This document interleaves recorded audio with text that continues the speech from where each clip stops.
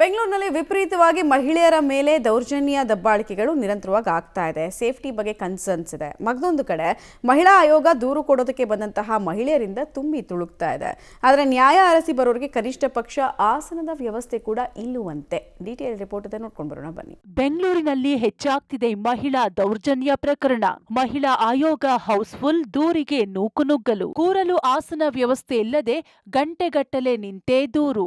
ಸಮಸ್ಯೆ ಹೇಳಿಕೊಂಡು ಬರುವವರ ಜೊತೆ ಸಿಬ್ಬಂದಿ ಸಿಡಿಮಿಡಿ. ಬೆಂಗಳೂರಿನಲ್ಲಿ ಒಂದ್ ಕಡೆ ಮಹಿಳೆಯರ ಮೇಲಿನ ದೌರ್ಜನ್ಯ ಪ್ರಕರಣಗಳ ಸಂಖ್ಯೆ ಹೆಚ್ಚಾಗುತ್ತಿದೆ. ಮಹಿಳಾ ಆಯೋಗಕ್ಕೆ ದೂರು ಕೊಡಲು ದಿನಪ್ರತಿ ನೂರಾರು ಮಹಿಳೆಯರು ಬರ್ತಿದ್ದಾರೆ. ಇದರಿಂದ ಮಹಿಳಾ ಆಯೋಗ ತುಂಬಿ ತುಳುಕುತ್ತಿದೆ. ಹೀಗೆ ಥೇಟ್ ಸಂತೆ ಮಾರುಕಟ್ಟೆಯಲ್ಲಿ ಜನ ರಶ್ ಇರುವಂತೆ ಮಹಿಳಾ ಆಯೋಗದ ಚೇಂಬರ್ನ ಹೊರಭಾಗ ಮಹಿಳೆಯರು ತುಂಬಿ ತುಳುಕುತ್ತಿದ್ದಾರೆ. ಇವರೆಲ್ಲ ಗಂಟೆಗಟ್ಲೆ ಹೀಗೆ ನಿಂತುಕೊಂಡೇ ರಶ್ನಲ್ಲಿ ಪರದಾಡಿ ದೂರು ನೀಡುವ ಪರಿಸ್ಥಿತಿ ಉದ್ಭವವಾಗಿದೆ. ದೂರು ಕೊಡಲು ಮಹಿಳೆಯರು ಪರದಾಡುವ ದೃಶ್ಯ ಪಬ್ಲಿಕ್ ಟಿವಿ ಕ್ಯಾಮೆರಾಗೆ ಸೆರೆ ಸಿಕ್ಕಿದೆ.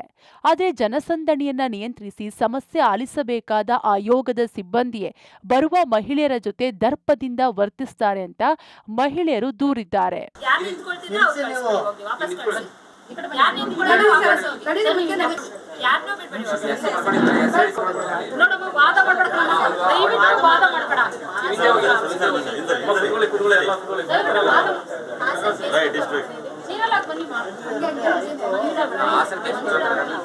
ಅಸಲಿಗೆ ಜನ ಹೆಚ್ಚಾಗಿ ಬಂದಾಗ ಅವರ ಬಳಿ ಸಮಸ್ಯೆ ಕೇಳಿ ತಡವಾಗೋದಿದ್ರೆ ಆಸನದ ವ್ಯವಸ್ಥೆ ಮಾಡಬೇಕು ಅಥವಾ ಹೆಚ್ಚುವರಿ ಸಿಬ್ಬಂದಿ ಮೂಲಕ ನಿಭಾಯಿಸಬೇಕು.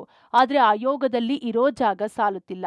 ಪಾಪ ದೂರು ಕೊಡಲು ಬಂದ ಮಹಿಳೆಯರು ಗಂಟೆಗಟ್ಲೆ ಕಾದು ಕಾದು ಸುಸ್ತಾಗುವ ಪರಿಸ್ಥಿತಿ. ಮೊದಲು ಮಹಿಳಾ ಆಯೋಗದ ಸಿಬ್ಬಂದಿಗೆ ಜನರ ಜೊತೆ ಹೇಗೆ ವರ್ತಿಸಬೇಕು ಅನ್ನುವ ಪಾಠದ ಅಗತ್ಯವಿದೆ. ಇದು ಅಧ್ಯಕ್ಷರ ಗಮನಕ್ಕೆ ಬಂದಿದೆಯೋ ಇಲ್ವೋ ಗೊತ್ತಿಲ್ಲ. ಆದ್ರೆ ಸಿಬ್ಬಂದಿ ವರ್ತನೆಗೆ ಜನ ಅಂತೂ ರೋಸಿ ಹೋಗಿದ್ದಾರೆ. ಪವಿತ್ರ ಕಡ್ತಲ, ಪಬ್ಲಿಕ್ ಟಿವಿ, ಬೆಂಗಳೂರು.